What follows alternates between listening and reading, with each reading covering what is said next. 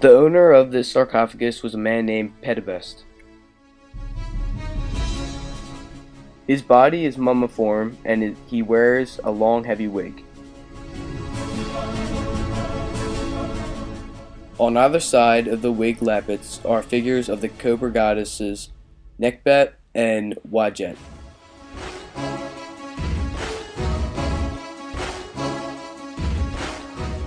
The upper part of the coffin is decorated with scenes of various gods and goddesses, including Re, Isis, Nephthys, and Osiris.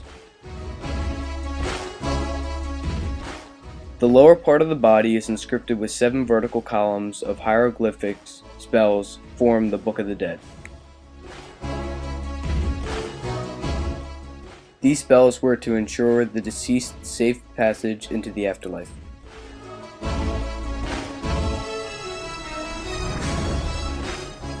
On the inside of this coffin lid, there's the image of a woman.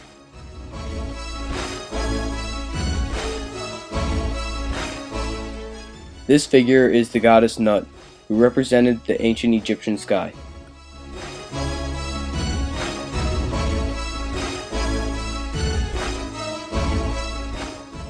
The central figure in this mural is Teheb Prabha, the Buddha of blazing light, who protects against natural calamities. He is often paired with Basa J. Guru, the healing Buddha, and is identified by the gold wheel in his hand and the title of the sutra held by one of his accompanying Bodhisattvas. Other celestial deities, attendants, monks, and devotees surround him.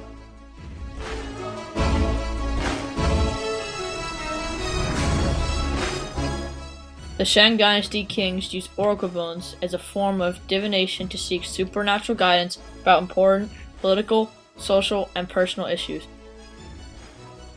Usually created from cattle soldier blades and the underside of turtle shells, the bones were smoothed and then heated until they cracked. By interpreting the cracks, royal diviners believed that they were receiving insight that allowed them to answer questions about the future. In many cases, a record of the reading was written on the bones. These texts provide invaluable information about the early Chinese religion, politics, and elite life.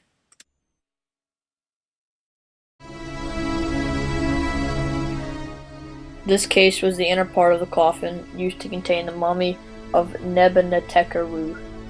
During his life, he was an important priest in a major Egyptian temple at Karnak.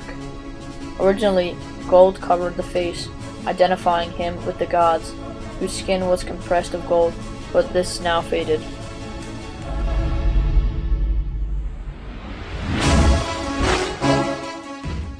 At the left, the hands of King Osorkon II can be seen.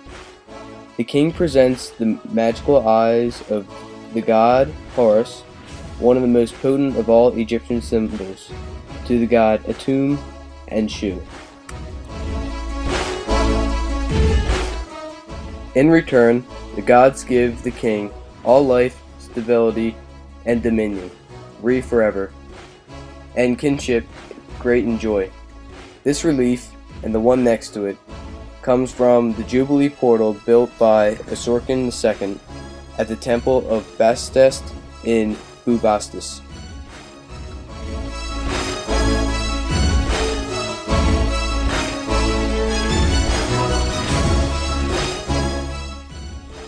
The burial chamber was a large open pit, subsequently roofed over, while the large but simple superstructure is thought to represent the primeval mound upon which the god of creation stood when he was making the universe.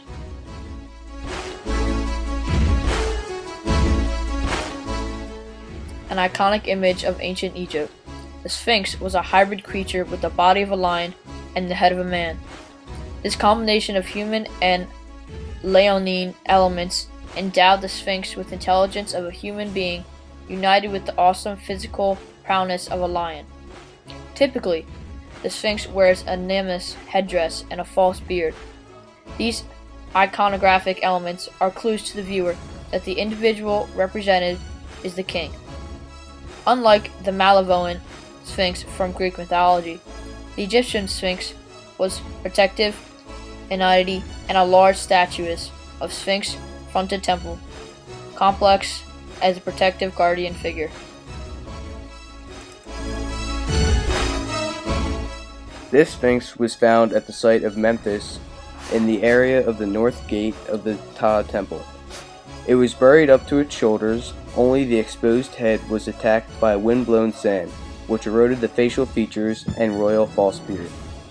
The inscriptions on the chest and around the base give the 5 names of Ramses II. His son and successor, Marinta, added his own cartouches to the shoulders after his father's death. This Sphinx, the largest in Western Hemisphere, was carried at Aswan and transported north by river to Memphis, 600 miles away.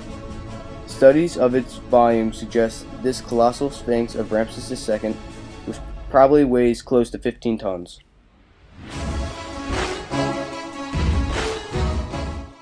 This is a short clip of a woman restoring a basket from Native American times.